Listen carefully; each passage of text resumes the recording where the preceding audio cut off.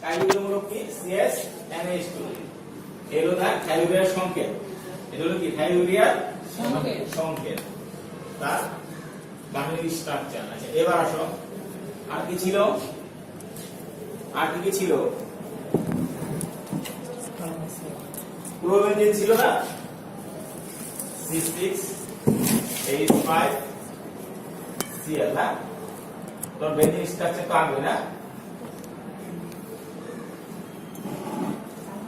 এই এটা যদি এভাবে আঁকতে পারো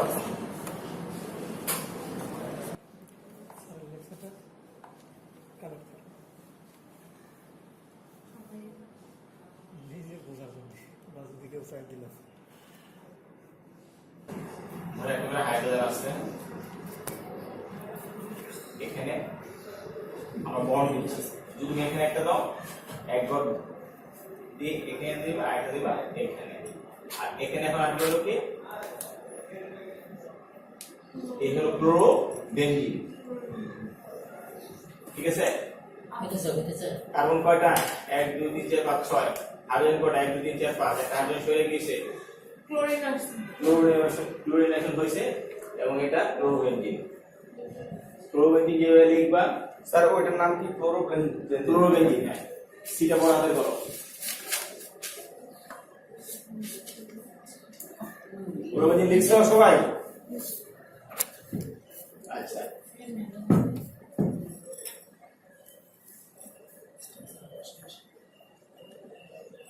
ক্লোরোবেনজিন কালার কি বলছিলাম কালারলেস গন্ধ ঝাঁঝালো দেখো না এই শরীরের কেরোসিন তেলের মতো গন্ধ দেখছো তুমি দেখো নেই এই ক্লোরোবেনজিন গন্ধ নাও তোমার সামনে এর গন্ধ নাও কেরোসিন তেলের গন্ধ নাকি দেখো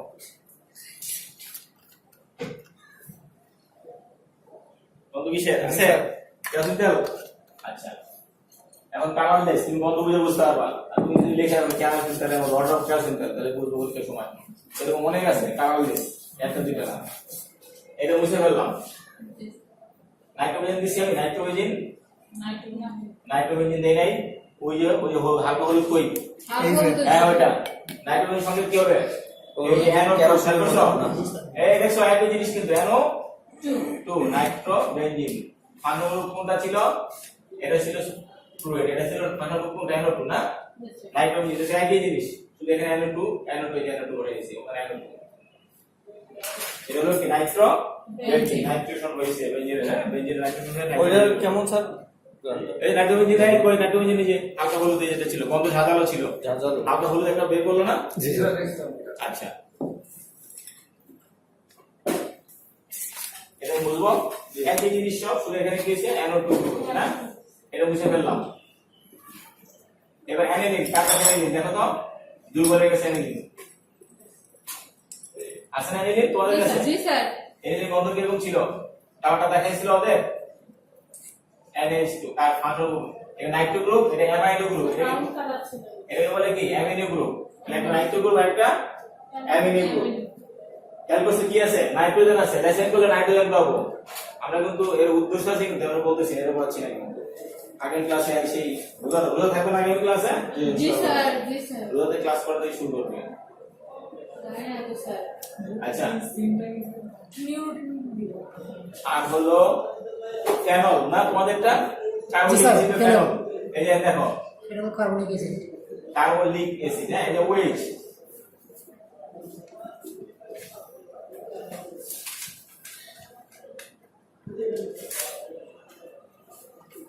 এটা কোন গ্রুপ কার্বনমূলক ওয়েস ফেনলিক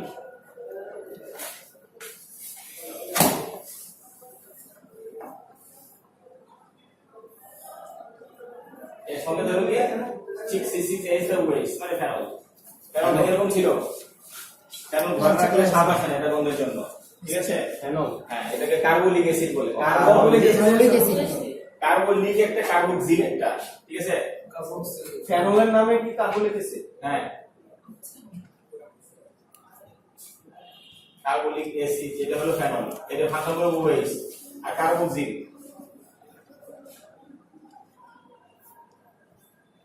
এটা হলো বন্ড সি ডাবল এ গ্রুপ থাকতে হবে ঠিক আছে দুটো পার্থক্য আছে একটা সি ডাবল এইচ আর একটা ওএইচ এটা কার্বলিক অ্যাসিড আর কার্বক্সিলিক অ্যাসিড ঠিক আছে কার্বলিক অ্যাসিড কি ফেনল বলে আর এই গ্রুপকে বলে কার্বক্সিলিক অ্যাসিড। আচ্ছা এটা হয়েছে। আর কি কি ছিল? ইউরিয়া ছিল, থাইউরিয়া ছিল, নাইট্রোজেন, এটা ছিল না একটা? জি। ফরমিক অ্যাসিড, ফরমিক অ্যাসিড যৌগ অ্যাসিড, তার সঙ্গে ধরে এটা H COOH, এটা সাধারণ গ্রুপ হলো কি কার্বক্সিলিক অ্যাসিড গ্রুপ, কার্বলিক না কিন্তু, ঠিক আছে? আচ্ছা তোমরা বেঞ্জয়িক অ্যাসিড বা স্যালিসাইলিক অ্যাসিড নাও নাই, আমি এই দুটোর সঙ্গে লিখে দিচ্ছি। দেখো প্রথম দেখছি বেঞ্জয়িক অ্যাসিড। বেঞ্জয়িক অ্যাসিডে কি থাকতে হবে? যেহেতু অ্যাসিড, জৈব অ্যাসিডে COOH গ্রুপ থাকতে হবে, ঠিক আছে? এই যেটা বেঞ্জিনের উপরে অথবা যেটা COOH, ওটা একই জিনিস কিন্তু। এর কার্যমূলক এটাই। সঙ্গে ধরো কি C6H5, এবারে লেখো COOH।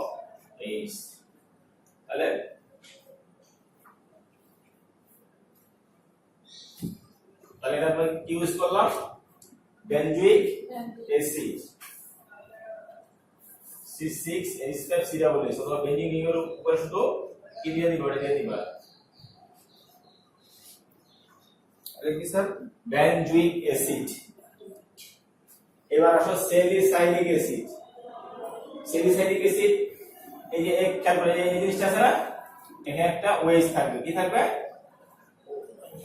তাহলে একটা কার্বন কমে গেছে, হাইড্রোজেন কমে গেছে না, এখানে তাহলে তুমি এখানে ফুট দিয়ে এখানে ডট দিয়ে OH লিখতে পারো, অথবা সবগুলো যোগ করে দিতে পারো। C6H পরে 4 5 6 বা C7 দিতে পারো। দেখো C7 H হলো কয়টা? 4টা, 5টা, 6টা, অক্সিজেন কয়টা? তাহলে 3টা। এভাবে লিখতে হবে, ঠিক আছে? সেটা বুঝতে হবে। তাহলে এটা হলো বেঞ্জয়িক অ্যাসিড, স্যালিসাইলিক অ্যাসিড। এটা যে স্যালিসাইলিক অ্যাসিড একটা হাইড্রোক্সিল গ্রুপ বৃদ্ধি পাইলো। বেঞ্জয়িক অ্যাসিড এবং স্যালিসাইলিক অ্যাসিডের মধ্যে পার্থক্য হলো বেঞ্জয়িক অ্যাসিডের COOH গ্রুপ, এখানে থাকবে না OH গ্রুপটা, এখানে OH গ্রুপ দিলে স্যালিসাইলিক অ্যাসিড। এগুলি কি অ্যাসিড? এই গ্রুপে থাকলে কোন অ্যাসিড? অর্গানিক অ্যাসিড, বাংলায় বলে জৈব অ্যাসিড। কোন অ্যাসিড? অর্গানিক অ্যাসিড বা জৈব অ্যাসিড। এটা বুঝে ফেললাম, ঠিক আছে? তাহলে মোটামুটি আমরা এগুলো নিচ্ছি। আচ্ছা আবার জৈব যৌগ দুই ধরনের হতে পারে, এটা অ্যারোমেটিক, একটা হলো এলিফ্যাটিক। অ্যারোমেটিক একটা হলো কি এলিফ্যাটিক। অ্যারোমেটিক কি থাকতে হবে? এটা বেঞ্জিন C6H6, তাই না? অ্যারোমেটিক কি থাকতে হবে? বেঞ্জিন বলে থাকতে হবে, বা 4n প্লাস n সংখ্যক পাই ইলেকট্রন থাকতে হবে। সেটা হলো কি অ্যারোমেটিক যৌগের বৈশিষ্ট্য।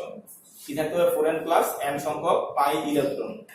ক্যালকুলেশন করলে বের হবে থিওরিতে, ওই রঞ্জু স্যার বা যে পড়ায় পড়াবে। আচ্ছা তাহলে আমরা এলিফ্যাটিক সরল চেন, যেমন দেখো আমি দুইটা জিনিস লিখবো, CH3COOH, মনে করো H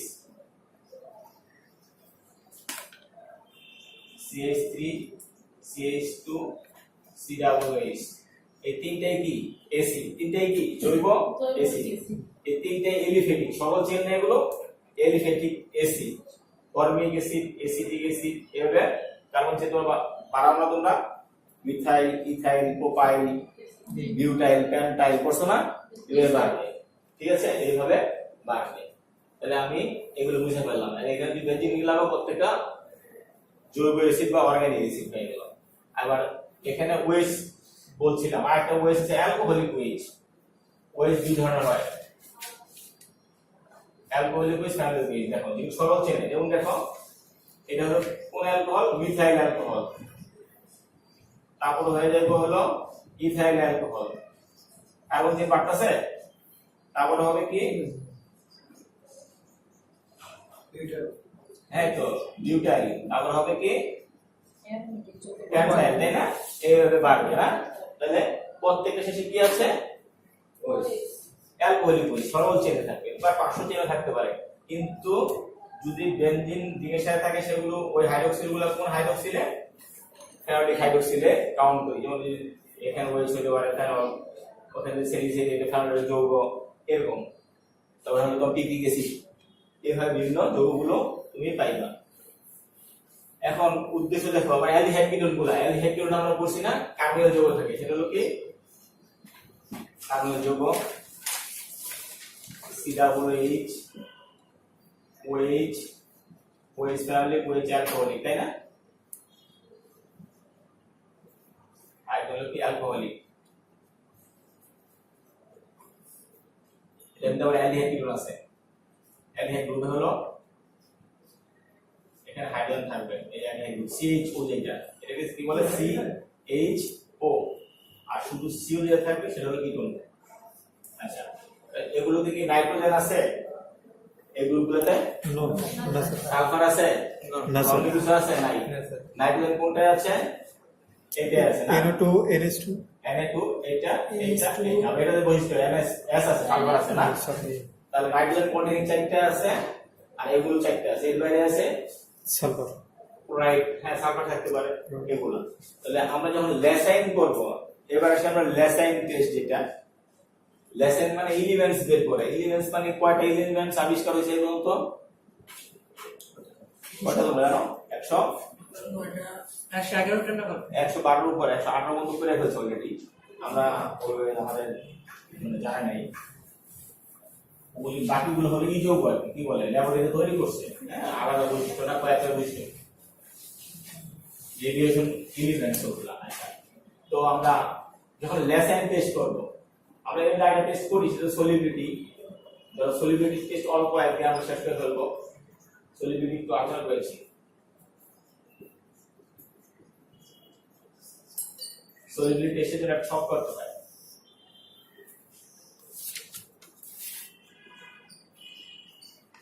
স্যার এই সেমিস্টারে শীট দেবেন না স্যার এগুলো? না, তোমার সিজনে করো না, কিছুই লেখো না।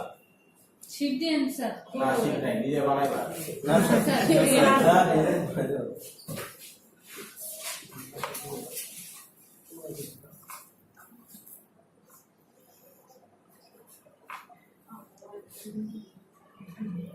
শীত দিলে কি তোরা মনে করেন না, দরকার নেই, একবার লিখে দেন। গদ্য যেরকম লেখা না শীত হবে, গদ্য আকারে লেখো, সে বুঝো কোনো ব্রেক নাই। স্যার শীট না দিলে হয় না। স্যার এবার ব্রেক দিব স্যার। একটা লেখা আমি আধা ঘন্টা করে পড়তে পারো। টেস্ট করব। আর সলভেন্ট পড়ে ইউজ করো, দেখো তো এগুলো সব সলভেন্ট। এগুলো কি? হ্যাঁ পানি একটা না, দেখো তুমি লিকুইড হলে 3-4 ফোঁটাকে টেস্ট টিউবে নিয়ে পানি দিবা, এটা আছে না, এটা একটু পানি দাও, একটা পাইলে যে জল লাগানো আছে নিয়ে আসা, এটা ঝাঁকি দাও তো, তুমি দেখো তো এটা দ্রবণ হয়েছে না হয় নাই, দেখো এটা উপরে লাগাও হয়েছে না, এটা হবে না। তেল পানি এরকম থাকে না, এটা এরকম থাকবে। জি স্যার, তার উপরে ভেসে আছে। উপরে ভেসে থাকছে, এটা লাইট দেখে বুঝতে পারছো? জি স্যার। হ্যাঁ, এটা হলো কি অদ্রবণীয়, তাই না? তার মানে এটা কি হবে? মাইনাস হবে। আর দ্রবণীয় হয়ে গেলে কি করতাম? প্লাস। প্লাস দিতাম। এরকমই এই সলভেন্ট গুলো তোমরা যাকে যেটা দেওয়া হয়েছে, যার যার কম্পাউন্ড, এখানে অনেকগুলো কম্পাউন্ড না, অল্প অল্প করে সলিড হলে অল্প পরিমাণ, লিকুইডে 3-4 ফোঁটা পানি দিতে হয় একটাতে। আবার অন্য টেস্ট টিউবে নিয়ে অ্যালকোহল দিয়ে দেখবা, অন্য আবার হাইড্রোক্লোরিক পানি বিপরীতে স্যার বলে। তুমি 6 টেস্ট টিউবে 3 ফোঁটা করে 6 জায়গায় নিবা, 6 জায়গার মধ্যে 6টা সলভেন্ট ইউজ করবা। দ্রবণ হলে প্লাস, না হলে মাইনাস। তো সাধারণত হ্যাঁ, এটা করার উদ্দেশ্য আছে। সাধারণত যেগুলো অ্যাসিডিক সেগুলো এই দুটো দ্রবণ হয়, HCl এ কি হয় না, দ্রবণ হয় না। আরেকটা হলো অ্যারোমেটিক এলিমেন্ট, কথা বলছি না, অ্যারোমেটিক গুলা সব পানিতে মাইনাস, অ্যারোমেটিক গুলা সব পানিতে মাইনাস, দ্রবণ হবে না। অ্যারোমেটিক কম্পাউন্ড গুলা কি পানিতে দ্রবণ হবে না, বেন্ডিং, ঠিক আছে, বুঝতে পারছো? আর বাকিগুলা প্লাস মাইনাস সেটা পরের ব্যাপার। তাহলে মূল হলো কি, এখানে আমরা দুইটা বেসিক কম্পাউন্ড আছে, সোডিয়াম বাইকার্বনেট, এটাতে যখন এই গ্রুপে থাকবে অবশ্যই এখানে বুদবুদ হবে এবং দ্রবণীয় হয়ে যাবে। হ্যাঁ, এটা এই গ্রুপটা আমরা এটা বুঝতে পারি। যাই হোক, এটা আমি একদিন পড়াই দেবো, সবগুলো একদিনের পরে একটা ক্লাস সলিবিলিটি করবো, এরকম সলিবিলিটি লিখে 20টা সলিবিলিটি একদিনে করা যাবে, সবাই চায়, ঠিক আছে? আচ্ছা, এটা হলো তোমার বি, এই কাজগুলো কিন্তু খুব সহজ। আর সি হলো মেইন কাজ, সি এর পরের কাজটা যেমন লেসাইন টেস্ট।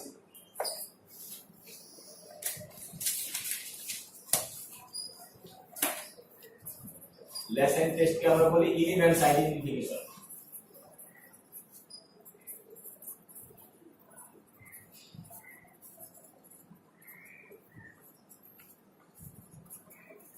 এলিমেন্টস আইডেন্টিফিকেশন হলো ওই যে যৌগ লিখছিলাম না ওর মধ্যে আমাদের কোন নাইট্রোজেন আছে কিনা সালফার আছে কিনা হ্যালোজেনস আছে কিনা হ্যালোজেন বলতে হলো ক্লোরাইড ব্রোমাইড আর হলো আয়োডাইড এই হ্যালোজেন মধ্যে কয়টা তিনটে ঠিক আছে যেমন ক্লোরোবেনজিন ছিল একটা না সেখানে ক্লোরিন পাবো ক্লোরিনটা পাবো হ্যাঁ এরকম নাইট্রোজেন সাথে যেগুলো আমরা বলছি নাইট্রো গ্রুপ দেখাইলাম অ্যামাইনো গ্রুপ দেখাইলাম অ্যামাইনো গ্রুপ দেখাইলাম থাইরয়েড গ্রুপ দেখাইলাম ওগুলোতে এটা চেক করার জন্য আমাদের কি করতে হয় ছোট্ট চিকন ফিউশন টিউব একটা নিতে হয় এর মধ্যে ছোট চিকন টিউব নিতে হবে এখানে এটাকে বলা হয় ফিউশন টিউব বাংলায় বলে গলন নল ফিউশন টিউব নেওয়ার পরে এর মধ্যে আমরা কম্পাউন্ড লিকুইড হলে এই যে ফিউশন ওই বিকারটা আছে দেখো হ্যাঁ এই যে পলিথিনটা নাও এই সাইডা হ্যাঁ এটা নাও চিকন টিউব আছে বলো নাকি নাই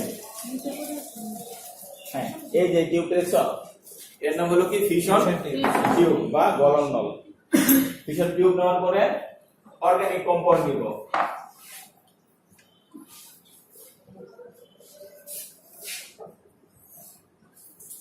লিকুইড হলে কতটুকু 1 ফোঁটা লিকুইড হলে কতটুকু 1 ফোঁটা লিকুইড হলে 1 ফোঁটা সলিড হলে অল্প ফিউ মিলিগ্রাম এটা ব্যালেন্স মাপা দরকার নেই ঠিক আছে কয়েক দানা এমনি কিন্তু ম্যাগনেসিয়াম না ম্যাগনেসিয়ামের সঙ্গে ধরে এটা তোমরা কিন্তু ম্যাগনেসিয়াম বলো ক্লাসে বিকা এটা কি মিলিগ্রাম এটা কি ম্যাগনেসিয়াম করে গেছো না ফার্স্ট সেমিস্টার করে গেছো ফিউ মিলিগ্রাম নেওয়ার পরে এর একটু তাপ দিতে হবে এটা বলে ফিউশন হিট হ্যাঁ ঠিক আছে অথবা হিট ফিউশন করবা ফিউশন করার পরে ও প্লাস সোডিয়াম নিতে হবে এখানে আমরা সোডিয়াম কোথায় নেব এখানে সোডিয়ামের সঙ্গে দেখলাম Na বুঝছো তো সোডিয়াম মেটাল আইডল একটা ফিউশন টিউবের মধ্যে না তাহলে তুমি কোথায় ফিউশন টিউব দিব তারপরে সোডিয়াম মেটাল দিব অর্গানিক কম্পাউন্ড লিকুইড হলে 1 ড্রপ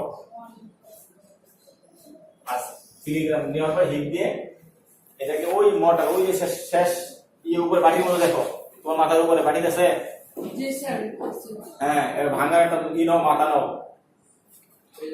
এটাকে বলে মর্টার এন্ড পেস্টুল হ্যাঁ এটা যদি ভাঙা গুঁড়া করে ফেলতে হবে তাহলে এটা ফিউশন টিউব সিআর ধরছিল না সিআর এর কাছে ছিল সোডিয়াম মেটাল আমরা এই যে সোডিয়াম মেটাল এখান থেকে নিয়ে কাটবো এখানে এক টুকরা নিব ছোট পিয়া সাইজ এটা কি মটর দানা পরিমাণ ইংলিশ বলে পিয়া সাইজ হ্যাঁ মটর দানা পরিমাণ নিয়ে লিকুইড হলে 1 ফোঁটা সলিড হলে কয়েক দানা দিয়ে টেস্ট টিউব হোল্ডারের মধ্যে এটা আটকাবো সিআর ওটা কই দাও জি স্যার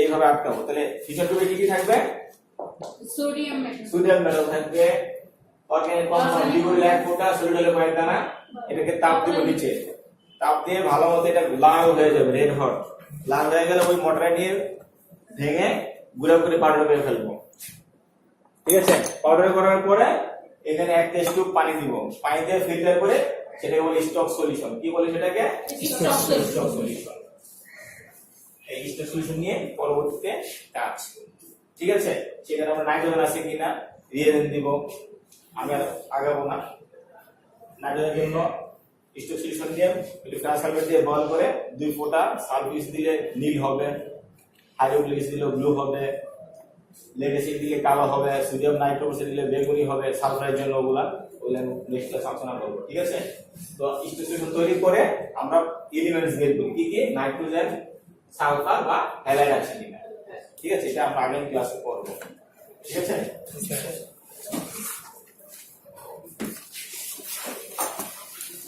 স্যার সে কমপ্লিট হ্যাঁ আসি ছেড়ে দিলাম অনেক ভালো তো